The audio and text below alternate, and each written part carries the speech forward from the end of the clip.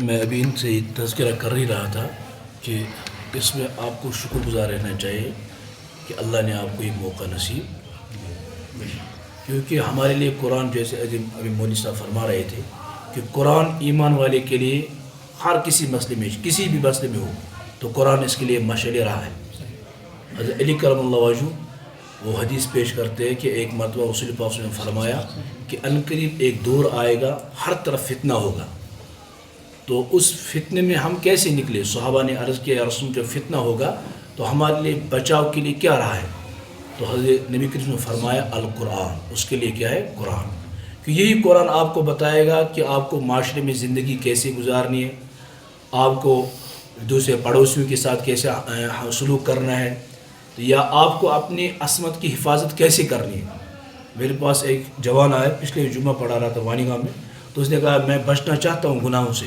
مگر ماحول سازگار نہیں ہے، تو میں نے اس کو کہا آپ کچھ مت پڑھو، آپ صرف اٹھا کے سورہ یوسف پڑھو۔ سورہ یوسف میں آپ کو معلوم چلے گا زلیخا نے کس طرح کون سی تدبیریں اختیار کی، اس نے تمام لاک کیا تھا وہاں پہ، حتیٰ کہ پیچھے سے کرتا بھی پھاڑ دیا، مگر تب بھی حضرت یوسف علیہ السلام نے اپنے آپ کی حفاظت کی۔ تو میں نے کہا ایسا تو کوئی یہاں پہ ایسی طرح کی زلیخا نہیں ہے جو آپ کو راستے میں اس طرح پکڑے، یہاں تو وہ مسئلہ ہے ہی نہیں، تو لہٰذا آپ کا یہ عذر پیش کرنا یہ کوئی عذر نہیں ہے۔ لہٰذا قرآن ہی ہے جس میں آپ کے لیے ہر کوئی راستہ وہاں پہ میسر ہے، ہر کوئی طریقہ وہاں پہ لے، مگر اتنا ہی آپ کو نہیں کرنا ہے صرف آپ کو قرآن سیکھنا ہے، بلکہ اس سے آگے بھی منزل بہت ہے۔ یہ ہے کہ آپ نے قرآن پڑھا،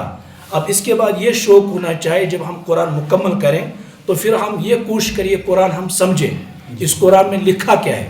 صرف یہ حروفی تک محدود نہیں ہونا چاہیے۔ جیسا یہاں پہ کوئی خط آتا ہے، اگر کوئی جانتا نہیں ہے خط پڑھنا تو وہ پڑوسی کے پاس جاتا ہے، دوسرے کے پاس جاتا ہے جو انگریزی جانتا ہے، اس کو کہتا ہے بھائی مجھے خط آیا ہے، کسی دوست نے بھیجا ہے تو یہ مجھے پڑھ کر سناؤ اس میں کیا ہے۔ اب دیکھو یہ عرش والے کا کلام ہے، اللہ کا کلام ہے، تو یہ ہمارے لیے جب کہا آپ کے لیے ہدایت ہے، آپ کے لیے سب کچھ اس میں موجود ہے، تو ہم کیسے بے غیرت لوگ ہیں، ہم اس قرآن کو سمجھتے بھی نہیں ہیں۔ لہٰذا یہ اپنے اوپر آپ یہ فرض مان لو کہ قرآن ٹھیک کریں گے، اس کے بعد ہم انہی سے رابطہ رکھیں گے اپنے استادوں سے کہ اب ہم حضرت اس میں آپ جائیں گے، ہمیں اب یہ قرآن سمجھنا ہے۔ اب قرآن سمجھنے کے لیے آپ کو خود گائیڈ لائن دیں گے، آپ کو اس کے لیے تجوید کیا کیا کورس کرنا پڑے گا، کیسے آپ کو نحو ٹھیک ہونی چاہیے، صرف ٹھیک ہونا، پھر آپ جو قرآن پڑھیں گے، جو سورہ آپ پڑھیں گے تو وہاں سے آپ کو یہ قرآن سمجھ میں آئے گا۔ خود حضور جب ابھی پڑھ رہے تھے ایک مولوی صاحب اذا الشمس کوورت، تو نبی کریم نے فرمایا کہا کہ میرے جو بال سفید ہوئے یہ چند سورہ ایسے آئے جن صورتوں کی وجہ سے میرے بال کیا پک گئے۔ تو اس میں آخرت کا تذکرہ ہے، وحدانیت کا تذکرہ ہے، آخرت کا تذکرہ ہے، تو بار بار ریپیٹ کرنے سے انسان کا دل مائل ہو جاتا ہے پھر نیکی کرنے کا۔ یہ ہمیشہ اس کے دل میں یہ پھر آ جاتا ہے کہ میں جہاں پر بھی رہوں مجھے دیکھنے والی ذات حضرت اللہ۔